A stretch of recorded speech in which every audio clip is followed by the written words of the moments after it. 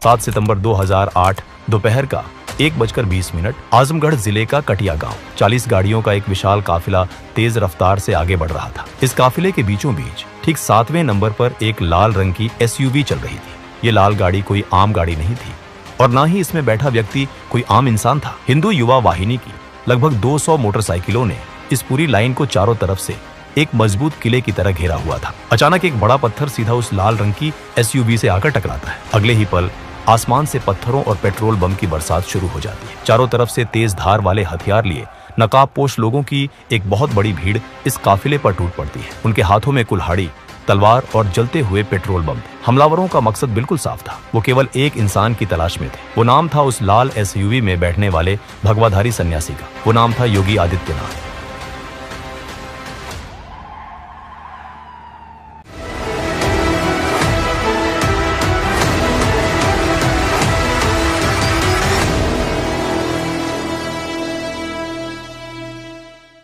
जुलाई 2008 गुजरात का अहमदाबाद शहर अपने रोजमर्रा के कामों में लगा हुआ था। अचानक पूरे शहर में एक के बाद एक सीरियल धमाके होते हैं। निर्दोष लोगों का खून बहता है और पूरा देश इस दर्दनाक घटना से दहल उठता है। इन धमाकों के तुरंत बाद देश की सुरक्षा एजेंसियां एक्टिव हो जाती है। गुजरात पुलिस अपनी पूरी ताकत लगाकर जांच शुरू करती है। जांच के दौरान पुलिस के हाथ एक बहुत बड़ी कामयाबी लगती है। वो उत्तर प्रदेश के आजमगढ़ से एक आदमी को गिरफ्तार करते हैं। इस आदमी का नाम था अब्बू बशीर। अब्बू बशीर कोई छोटा मोटा अपराधी नहीं था। वो भारत में पूरी तरह से बैन किए गए एक्सट्रीमिस्ट ऑर्गेनाइजेशन सिमी का एक बहुत ही खतरनाक मेंबर था। गुजरात पुलिस ने अब्बू बशीर को इन धमाकों के असली मास्टरमाइंड के रूप में गिरफ्तार किया गया था। लेकिन जैसे ही अब्बू बशीर की गिरफ्तारी होती है, उत्तर प्रदेश की समाजवादी पार्टी और BSP जैसी बड़ी राजनीतिक पार्टियों के कुछ बड़े नेता दिन रात इस आतंकी मास्टरमाइंड के समर्थन में बयान देने लगते हैं, जिस वजह से आम लोग, खास तौर पर हिंदुओं को बहुत गुस्सा आ रहा था। इसी गुस्से और निराशा के बीच हिंदू युवा वाहिनी और प्रदेश के अन्य कई हिंदू संगठन एक बहुत बड़ा फैसला लेते हैं। वो तय करते हैं कि वो एक एंटी टेररिज्म रैली निकालेंगे। इस बड़ी रैली को एड्रेस करने के लिए गोरखपुर के सांसद योगी आदित्यनाथ को बुलाया जाता है। तय किया जाता है कि 7 सितंबर 2008 की दोपहर को योगी आदित्यनाथ आजमगढ़ के DAV ग्राउंड में पहुंचेंगे और इस एंटी टेररिज्म रैली में अपना भाषण देंगे। 7 सितंबर 2008 40 गाड़ियों का एक विशाल काफिला आजमगढ़ निकलने के लिए पूरी तरह तैयार खड़ा था। इस काफिले में 7वें नंबर पर योगी आदित्यनाथ की जानी मानी लाल रंग की SUV खड़ी थी। इस पूरे कन्वॉय को हिंदू युवा वाहिनी के लड़कों ने अपनी 200 मोटरसाइकिलों से चारों तरफ से घेरा हुआ था। ये सारा इंतजाम कोई दिखावा नहीं था। प्रशासन और सुरक्षा एजेंसियों को इस बात की पूरी पक्की जानकारी थी कि इस एंटी टेररिज्म रैली के लिए आजमगढ़ जाते समय योगी आदित्यनाथ के ऊपर बहुत बड़ा और जानलेवा हमला हो सकता है। खतरे की यह संभावना बहुत हाई लेवल पर थी। काफिला पूरे जोश और अनुशासन के साथ गोरखपुर से आजमगढ़ की तरफ बढ़ने लगता है। रास्ते में आजमगढ़ से थोड़ा पहले एक PWD गेस्ट हाउस पर यह काफिला एक छोटा सा ब्रेक लेने के लिए रुकता है। ये रुकना भी सफर का एक आम हिस्सा लग रहा था। कुछ देर रुकने के बाद काफिला फिर से अपनी मंजिल की तरफ आगे बढ़ जाता है और फिर आता है वो कटिया गांव का मोड़। जैसे ही दोपहर 1:20 पर काफिला कटिया गांव की सड़कों से गुजर रहा होता है, हमलावर अपने प्लान को अंजाम दे देते हैं। लाल गाड़ी पर पत्थर लगने के बाद जो पेट्रोल बम की बारिश होती है, वो किसी भी इंसान को डराने के लिए काफी थी। अपने हाथों में तेज धार हथियार लिए नकाबपोशों की भीड़ सीधा काफिले पर धावा बोल देती है। ये हमला इतना अचानक और इतनी तेज गति से होता है कि योगी जी के निहत्थे समर्थकों में बहुत बड़ी हड़बड़ी मच जाती है। इस भारी अफरा तफरी में पूरा काफिला 3 हिस्सों में बढ़ जाता है। गोरखपुर से निकली उन 40 गाड़ियों में से आगे चलने वाली 2-4 गाड़ियां तो काफी ज्यादा आगे निकल जाती हैं। बाकी की ज्यादातर गाड़ियां हमले की वजह से काफी पीछे ही रुक जाती हैं। लेकिन बीच की 6-7 गाड़ियां ऐसी थीं जो उन खतरनाक हथियारबंद हमलावरों के ठीक बीचों बीच फंस जाती हैं। दुर्भाग्य से वो लाल रंग की SUV भी इन्हीं फंसी हुई गाड़ियों में से एक थी। ये नकाबपोश आदमी इस काफिले की गाड़ियों से एक एक आदमी को बाहर खींचने लगते हैं। वो गाड़ियों के शीशे तोड़ रहे थे और लोगों को बेरहमी से मार रहे थे। उनका मेन टारगेट थे योगी आदित्यनाथ। उनका नाम मिलना इस भीड़ के गुस्से को और भी ज्यादा खतरनाक बना देती है। योगी जी के खून की प्यासी ये भीड़ उन्हें ढूंढने के लिए अब पागलों की तरह तड़पने लगती है। वो हर गाड़ी, हर कोने को छान मारते हैं। इतने में किस्मत का एक बहुत बड़ा खेल होता है। पास के ही एक पुलिस स्टेशन से बैकअप फोर्सेस वहां पहुंच जाती है। जब हथियारबंद पुलिस वहां पहुंचती है तो इलाके का माहौल बदलने लगता है। पुलिस को अपनी तरफ आते देख वहां के आसपास के दुकानदार और आम लोग भी जोश में आ जाते हैं। ये वो आम लोग थे जो योगी जी का सम्मान करते थे। वो अपनी जान की परवाह किए बिना योगी जी की जान बचाने के लिए अपने लाठी और डंडों के साथ इन हमलावरों के ऊपर पूरी ताकत से टूट पड़ते हैं। आसपास के आम लोगों को इस तरह से लड़ाई में कूदते देख कटिया के पुलिस अधिकारी अपनी फोर्सेस को सीधा काउंटर अटैक करने का आदेश दे देते हैं। आदेश मिलते ही पुलिस द्वारा उन हमलावरों के ऊपर ओपन फायरिंग कर दी जाती है। पुलिस की इस फायरिंग में एक हथियारबंद हमलावर की मौके पर ही मौत हो जाती है। गोली चलने की आवाज और एक हमलावर को मरते देख भीड़ का मनोबल टूट जाता है। पुलिस की फायरिंग शुरू होते ही ज्यादातर हमलावर अपना बचाव करते हुए उल्टे पैर भाग खड़े होते हैं। कुछ देर बाद पुलिस पूरे इलाके को अपने कंट्रोल में ले लेती है। लेकिन इन सबके बीच एक बहुत बड़ा सवाल अभी भी वहीं का वहीं था। योगी आदित्यनाथ किसी को कहीं दिखाई नहीं देते। लाल गाड़ी पूरी तरह तबाह हो चुकी थी, लेकिन उसमें योगी जी नहीं थे। दरअसल हमले से 1 घंटे पहले योगी आदित्यनाथ का काफिला उस पीडब्ल्यूडी के गेस्ट हाउस पर रुका था। यहाँ कुछ मिनट का ब्रेक लेकर योगी जी ने हल्का आराम किया था। वो वॉशरूम में जाकर थोड़े फ्रेश हुए और फिर जब थोड़ी देर बाद वो यहाँ से आजमगढ़ के लिए निकले तो वो 7वें नंबर पर खड़ी अपनी उस जानी मानी लाल SUV में नहीं बैठे, बल्कि वो चुपचाप काफिले में सबसे आगे पहले नंबर पर चल रही गाड़ी में जाकर बैठ गए। यदि 7 सितंबर 2008 की उस दोपहर पीडब्ल्यूडी गेस्ट हाउस पर योगी जी ने अपनी वो लाल गाड़ी न बदली होती तो आज वो यूपी के मुख्यमंत्री बनना तो दूर की बात, शायद इस दुनिया में भी ना होते। उनका वो एक फैसला उनकी जिंदगी बचाने का सबसे बड़ा कारण बन गया था। लेकिन अब सवाल ये उठता है कि योगी जी के ऊपर ये इतना बड़ा हमला आखिर करवाया किसने था, और उस दोपहर योगी जी आखिर इतने ज्यादा पक्के तरीके से कैसे जानते थे कि ये हमला उनके ऊपर होगा ही होगा। उन्हें कैसे पता था कि उन्हें अपनी गाड़ी बदलनी है। असल में योगी जी अपने दुश्मनों को बहुत अच्छे से जानते थे। वो भली भांति जानते थे कि मुख्तार अंसारी, आजम खान और अतीक अहमद जैसे कुछ बहुत ही ताकतवर नेता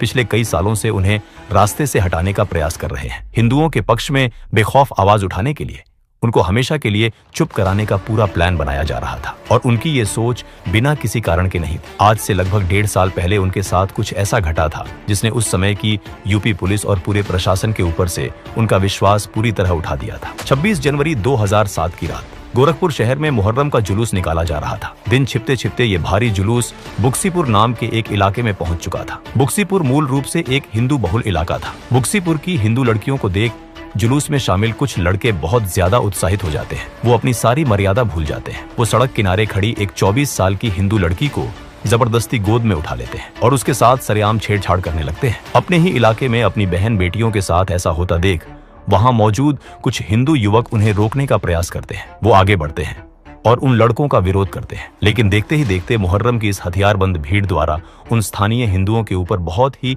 बेरहमी से हमला कर दिया जाता है। कुछ ही मिनटों में वहां पुलिस आ जाती है, लेकिन दंगे रोकने के लिए हथियारबंद लड़कों को पकड़ने के बजाय पुलिस अपनी बहनों की इज्जत बचाने के लिए लड़ रहे उन निहत्थे हिंदू युवकों को ही गिरफ्तार करना शुरू कर देती है। हिंसा रोकने का दिखावा कर रही पुलिस द्वारा एक 21 साल के हिंदू लड़के को गिरफ्तार करके अपनी जीप में डाल दिया जाता है। इस लड़के ने भी उस हिंदू लड़की को बचाने की कोशिश की थी, लेकिन तलवारों और चाकुओं से लैस वो हथियारबंद लड़के उस हिंदू लड़के को पुलिस की जीप से बाहर खींच लेते हैं। पुलिस वाले वहीं खड़े रहते हैं और उनकी आंखों के सामने उस अकेले लड़के के ऊपर जानवरों की तरह हथियारों से वार होने लगता है। इस युवा हिंदू लड़के का नाम था राजकुमार अग्रहरि। राजकुमार अग्रहरि का शरीर बुरी तरह से कट चुका था। उसके शरीर से बहुत ज्यादा खून बह जाता है। इलाज और मदद न मिलने के कारण 27 जनवरी 2007 की सुबह राजकुमार अग्रहरि हमेशा के लिए इस दुनिया से चले जाते हैं। उस गरीब लड़के को न्याय दिलाने के लिए 27 जनवरी 2007 की शाम योगी आदित्यनाथ गोरखपुर रेलवे स्टेशन के बाहर धरने पर बैठ जाते हैं। पूरे शहर के हिंदू अपने गुस्से को रोक नहीं पाते हैं। इसी के चलते गोरखपुर में अलग अलग स्थानों पर दंगे शुरू हो जाते हैं। इन दंगों में कुल 10 लोगों को अपनी जान गंवानी पड़ती है। पूरा शहर एक युद्ध के मैदान में बदल जाता है। अब यूपी सरकार की असल नीयत सामने आती है। सरकार द्वारा इन पूरे दंगों का सारा ठीकरा धार्मिक यात्रा की आड़ में लड़की छेड़ने वाले उन गुंडों के ऊपर नहीं फोड़ा जाता, बल्कि सारा दोष योगी आदित्यनाथ के सर फोड़ दिया जाता है। अगले ही दिन की सुबह पुलिस भारी फोर्स के साथ आती है और योगी आदित्यनाथ को गिरफ्तार कर लेती है। उन्हें पूरे 11 दिनों के लिए जेल में डाल दिया जाता है। एक ऐसा नेता जो अपनी जनता के लिए न्याय मांग रहा था, उसे ही अपराधी बना दिया जाता है। अब यहाँ पर स्थिति को समझिए। एक तरफ तो थे एक अकेले हिंदू सांसद जिनके ऊपर भड़काऊ भाषण का झूठा आरोप लगा और उन्हें सीधे जेल में डाल दिया गया, और दूसरी तरफ थे आजम खान और मुख्तार अंसारी जैसे लोग। एक रामपुर से सांसद और समाजवादी पार्टी का बहुत बड़ा नेता और दूसरा बीएसपी का विधायक और एक कुख्यात गैंगस्टर। धर्म एक होने के अलावा इन दोनों में एक बात और समान थी। ये दोनों ही ना जाने कितनी ही बार खुले मंच पर खड़े होकर हिंदुओं के खिलाफ बहुत भयानक जहर उगल चुके थे, लेकिन इन दोनों में से किसी को भी भड़काऊ भाषण के आरोप में पुलिस ने कभी भी गिरफ्तार नहीं किया। योगी जी ने संसद में भावुक होकर कहा था, मैंने अपने जीवन से संन्यास लिया है अपने समाज के लिए। मैंने अपने परिवार को छोड़ा है, मैंने अपने माँ बाप को छोड़ा है, लेकिन आज मुझे अपराधी बनाया जा रहा है। ये सब केवल राजनीतिक साजिश है, केवल इसलिए क्योंकि मैंने वहां पर भ्रष्टाचार के मामले सामने रखे थे, क्योंकि मैंने भारत और नेपाल की सीमा पर आईएसआई और देश विरोधी गतिविधियों के खिलाफ आवाज उठाई थी। वही दोस्तों, अगर आप भी मेरे जैसे 2D एनिमेशन वीडियो बनाना सीखना चाहते हो, वो भी AI की मदद से, तो मैंने आपके लिए एक कंप्लीट कोर्स बनाया है। अभी इस कोर्स पर 50% का लिमिटेड ऑफर चल रहा है, तो देर मत कीजिए, डिस्क्रिप्शन में दिए गए लिंक पर क्लिक करें और आज ही ज्वाइन करें। राजकुमार की मौत के बाद उसके पिता राजेंद्र प्रसाद अग्रहरी द्वारा स्थानीय पुलिस स्टेशन में एक FIR लिखा दी जाती है। बहुत दबाव के बाद यूपी पुलिस द्वारा केवल 2 लोगों को गिरफ्तार किया जाता है, गोरखपुर का ही रहने वाला एक मोहम्मद शमीम और उसका बाप शफीकुल्लाह। कुछ समय बाद यूपी में सत्ता बदलती है और BSP की सरकार आ जाती है। अब लखनऊ की कुर्सी पर मायावती विराजमान थी और ऐसे माहौल में 16 अगस्त 2007 के दिन निचली अदालत द्वारा मोहम्मद शमीम को बहुत आसानी से बेल दे दी जाती है। बीच चौराहे पर हजारों गवाहों और खुद पुलिस वालों के सामने एक निहत्थे हिंदू लड़के की निर्मम हत्या करने के बाद भी शमीम को बेल मिल जाती है। और बेल मिलने के बाद वो सबसे पहला काम क्या करता है, वो अपना सारा बोरिया बिस्तर समेटता है और गोरखपुर से गायब हो जाता है। शमीम के गायब होने के बाद अदालत उसके खिलाफ एक के बाद एक नॉन बेलेबल वारंट जारी करती रहती है, लेकिन वो एक भी तारीख पर अदालत में पेश नहीं होता और न ही यूपी पुलिस उसे अदालत में पेश कर पाती है। देखते ही देखते पूरे 5 साल का लंबा समय निकल जाता है। मोहम्मद शमीम को कानूनन फरार घोषित कर दिया जाता है। 10 अक्टूबर 2012 के दिन कोर्ट द्वारा शमीम और उसके बाप शफीकुल्लाह को दोषी मानते हुए आजीवन कारावास की सजा सुना दी जाती है। लेकिन कोर्ट के इस कड़े फैसले से राजकुमार अग्रहरी के परिवार को जरा सी भी शांति या सुकून नहीं मिलता। उनके बेटे का कातिल तो अभी भी आराम से खुला घूम रहा था। राजकुमार अग्रहरी की हत्या और मोहम्मद शमीम को फरार हुए पूरे 16 साल बीत चुके थे और समय पूरी तरह बदल चुका था। राज्य में लगातार दूसरी बार कमल की सरकार आ गई और बीजेपी द्वारा उसी सन्यासी को राज्य का मुख्यमंत्री बनाया गया था जिसके ऊपर कभी इस प्रदेश में दिन दहाड़े जानलेवा हमला हुआ था, जिसे कभी गोरखपुर में दंगे भड़काने के झूठे आरोप में पूरे 11 दिनों तक जेल की काल कोठरी में रखा गया था। योगी आदित्यनाथ लगातार दूसरी बार यूपी के CM बन गए थे। अब प्रशासन उनका था और पुलिस उनकी थी। 11 सितंबर 2023 के दिन यूपी पुलिस को एक बहुत पक्की इंफॉर्मेशन मिलती है। उन्हें पता चलता है कि मोहम्मद शमीम गोरखपुर वापस आ गया है और कोतवाली एरिया के निजामपुर इलाके में कहीं छिपा हुआ है। इस एरिया के पुलिस अधिकारी CO नौराग सिंह और उनकी टीम द्वारा तुरंत एक्शन लिया जाता है। वो निजामपुर के उस घर पर सीधा रेड मार देते हैं जहां मोहम्मद शमीम बहुत आराम से सो रहा था और इस तरह पूरे लंबे सालों तक पुलिस को चकमा देने के बाद आखिरकार राजकुमार के उस निर्दयी कातिल को सलाखों के पीछे पहुंचा ही दिया जाता है। अपनी जगह में एक हिंदू लड़के के मारे जाने पर जब योगी जी विरोध प्रदर्शन करते हैं तो राज्य सरकार द्वारा उन्हें जेल में डाल दिया जाता है और दूसरी तरफ आजम खान और मुख्तार अंसारी जैसे लोग थे। इन्हें गिरफ्तार करना तो दूर की बात, इन दोनों में से एक को तो महाकुंभ के आयोजन की कमेटी का हेड तक बना दिया जाता है। इन सब घटनाओं ने योगी आदित्यनाथ को अंदर तक बदल दिया था। वो समझ गए थे कि अपनी सुरक्षा को पक्का करने के लिए वो इस बिके हुए प्रशासन के भरोसे कभी नहीं बैठ सकते। ये काम तो अब उन्हें खुद अपने आप ही करना होगा और इस काम को यानी कि खुफिया जानकारी निकालने के लिए हिंदू युवा वाहिनी के सबसे भरोसेमंद और तेज लड़कों को भी विरोधी खेमे में जासूसी करने के लिए चुना जाता है। इन लड़कों को निगरानी रखने, जानकारी निकालने और खुफिया तरीके से काम करने की बहुत ही कड़ी ट्रेनिंग दी जाती है। इस ट्रेनिंग के बाद इन्हें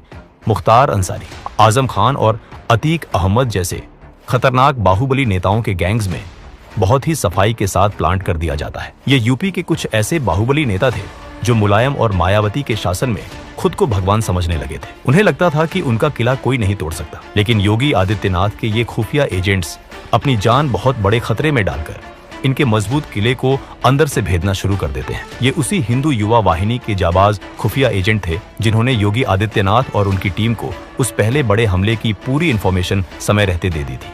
ये वो पक्की इंफॉर्मेशन थी जिसके अनुसार 7 सितंबर 2008 के दिन आजमगढ़ जाते समय मुख्तार अंसारी के लोग योगी जी को जान से मारने का पूरा प्रयास करने वाले थे और ये जानकारी कोई छोटी मोटी नहीं थी। इन जासूसों ने बताया था कि ये हमला कितने बजे होगा और बिल्कुल किस जगह पर होने वाला है, लेकिन योगी जी ये बात भी जानते थे कि इस समय प्रदेश में उनके विरोधियों की सरकार है। यदि ये खुफिया जानकारी उन्होंने प्रशासन को दे दी तो ये बात वहां से तुरंत लीक होकर वापस मुख्तार अंसारी तक पहुंच जाएगी।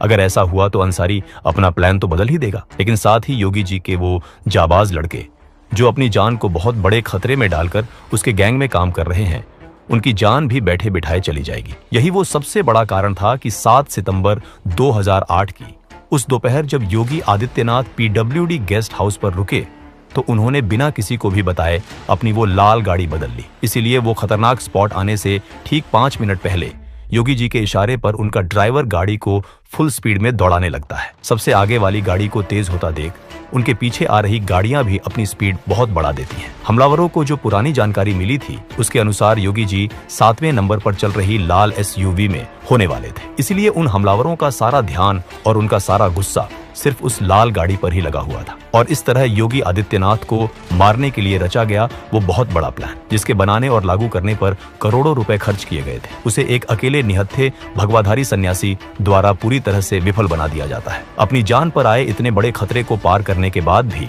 योगी जी के चेहरे पर कोई डर नहीं था। 7 सितंबर 2008 को योगी आदित्यनाथ अपने तय किए गए टाइम पर आजमगढ़ पहुंचते हैं। वहां DAV ग्राउंड में एक बहुत बड़ी भीड़ उनका इंतजार कर रही थी। योगी जी पूरे जोश के साथ मंच पर खड़े होते हैं। वो वहां से देश और धर्म के दुश्मनों को ललकारते हैं।